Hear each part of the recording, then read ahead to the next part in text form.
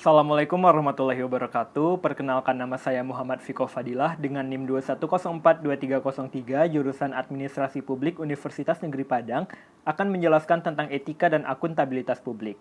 Yang pertama, etika publik. Etika publik adalah refleksi tentang standar atau norma yang menentukan baik atau buruk, benar atau salah, perilaku, tindakan, dan keputusan untuk mengarahkan kebijakan publik dalam rangka menjalankan tanggung jawab pelayanan publik.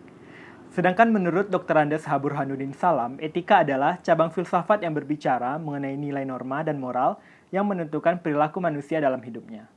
Selanjutnya, ruang lingkup etika publik. Ada 3 fokus utama dalam pelayanan publik. Yang pertama, pelayanan publik yang berkualitas dan relevan. Yang kedua, sisi dimensi reflektif yang berfungsi sebagai bantuan dalam menimbang pilihan saran kebijakan publik dan alat evaluasi. Yang ketiga, modalitas etika menjembatani antara nilai moral dan tindakan faktual.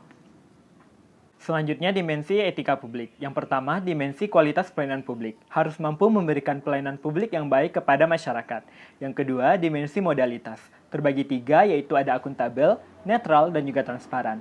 Selanjutnya, dimensi tindakan integritas publik. Kualitas dari pejabat publik yang sesuai nilai standar, aturan moral yang diterima masyarakat. Sebelum kita membahas akuntabilitas publik, ada beberapa nilai dasar etika publik sebagaimana tercantum dalam Undang-Undang Aparatur Sipil Negara yang harus kita ketahui.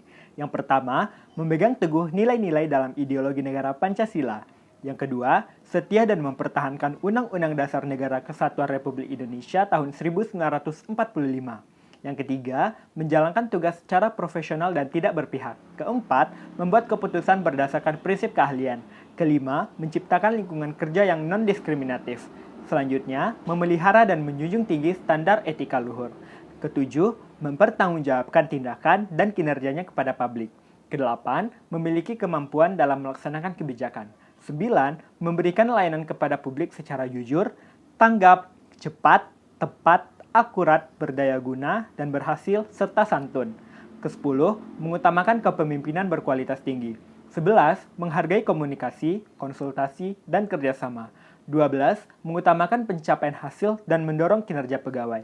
13. Mendorong kesetaraan dalam pekerjaan. Dan yang ke-14, meningkatkan efektivitas sistem pemerintahan yang demokratis sebagai perangkat sistem karir.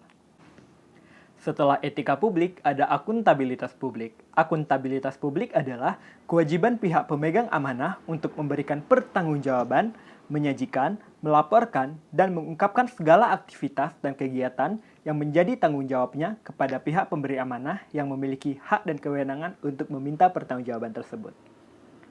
Sedangkan menurut Mardiasmo tahun 2006, akuntabilitas adalah suatu bentuk kewajiban yang mempertanggungjawabkan sebuah keberhasilan atau kegagalan dalam melaksanakan misi organisasi untuk mencapai tujuan yang telah ditetapkan.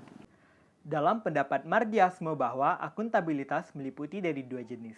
Yang pertama, akuntabilitas vertikal. Akuntabilitas vertikal merupakan suatu kondisi seseorang harus mempertanggungjawabkan sebuah keputusan yang diambil dari jabatan otoritas yang lebih tinggi. Contohnya, seorang dari pemerintahan daerah kepada pemerintah pusat, atau kepala cabang perusahaan kepada direktur, dan sebagainya. Yang kedua, akuntabilitas horizontal. Akuntabilitas horizontal merupakan bentuk pertanggungjawaban kepada masyarakat atau lingkungan yang luas dan tidak ada hubungan antara atasan dengan bawahan. Misalnya, tanggung jawab ini berkaitan erat dengan menyelesaikan tugas untuk melayani dan membantu publik.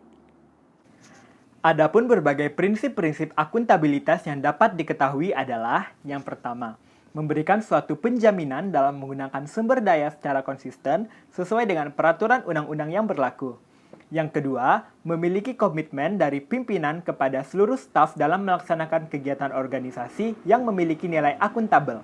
Yang ketiga, melaksanakan tujuan dari visi, misi, manfaat, dan hasil yang diperoleh melalui organisasi. Yang keempat, memberikan informasi mengenai tingkat pencapaian atas tujuan maupun sasaran yang telah ditentukan.